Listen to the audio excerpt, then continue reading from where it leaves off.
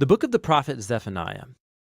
Zephaniah lived during the final decades of the southern kingdom of Judah. It was when King Josiah had attempted to bring about real change in the land by removing idols and restoring the temple to the worship of Israel's God alone. But Israel was just too far gone. Worshipping other gods was too entrenched in the life of the people, and it ended up that Josiah's pride led him to a tragic death on the battlefield as he set Jerusalem on a collision course with Babylon. And Zephaniah, he had seen all of this coming. For years, he had been warning the leaders of Jerusalem, and this little book is a collection of his poetry summarizing his message. It's designed to have three main parts. The first focuses on the day of the Lord's judgment coming on Judah and Jerusalem. The second part is about the day of the Lord's judgment on the nations and Jerusalem again. And then the third section explores the hope that remains for the nations and for Jerusalem on the other side of God's judgment. The first section opens with the shocking reversal of Genesis 1. So God's good, ordered world is going to descend back into disorder and darkness and chaos, becoming uninhabitable once again. And as you keep reading, you realize Zephaniah is developing all of these powerful poetic images to describe how Jerusalem's world is going to end. All of the city's institutions for worshiping the gods of the Canaanites will be destroyed. All the leaders who perpetrated injustice, all the economic centers where crooked lending and borrowing took place, all of it will be gone along with the city's walls.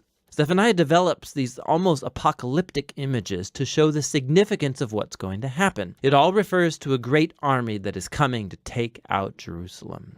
Now, it's interesting that Zephaniah never mentions whose army God's going to use to bring this judgment. Now, we know from the other prophets, Micah or Habakkuk, that it's Babylon, but Zephaniah never mentions that, and it's because he wants to highlight God's role in orchestrating the rise and fall of the city. And actually, that's what gives Zephaniah hope. Not that Jerusalem as a whole can avoid its fate, but in the closing poem of section 1, he calls on anyone in Jerusalem who would seek the Lord. And he says these will make up the faithful remnant, the people who could be spared if they repent.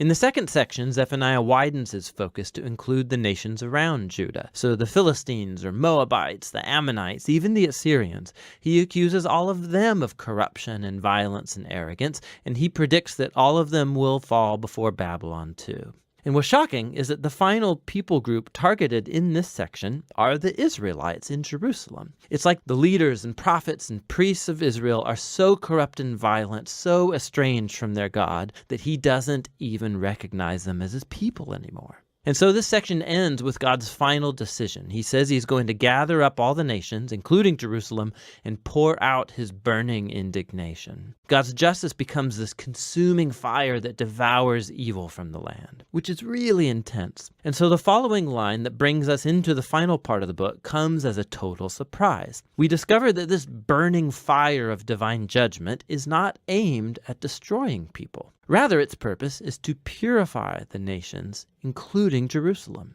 So the section begins as God says that he's going to heal and transform the rebellious nations into one unified family. And that after being purified, they're going to turn from their evil and call upon the name of the Lord. These images point to the fulfillment of God's promise to Abraham all the way back in Genesis 12, that God would find a way to bless the nations, and Jerusalem as well. The conclusion of the book focuses on the restoration of the city at the center of the nations. God's presence is there in the restored city, along with that faithful remnant that's been humbled and transformed by God's mercy. And they're called to sing and rejoice. And then in this striking image, we're told that God is a poet who wants to sing too. Your God will live among you, and he will celebrate you with songs of joy, Zephaniah says. The closing poem of the book ends with these very powerful images about God gathering up into his family the outcast and the poor and the broken, where he exalts them into a place of honor. And that's how the book ends. This little book of Zephaniah, it contains some of the most intense images of God's justice and love that you find anywhere in the prophets. His justice is about his passion to protect and to rescue his world from the horror of human evil and violence. God won't tolerate the horrible things that humans do to each other and to his world. But he brings his justice in order to restore, in order to create a world where people can flourish in safety and peace because of his love. And so Zephaniah forces us to hold together these two aspects of God's character, his justice and his love. And he wants us to discover that together They contain the future hope of our world. And that's what the book of Zephaniah is all about.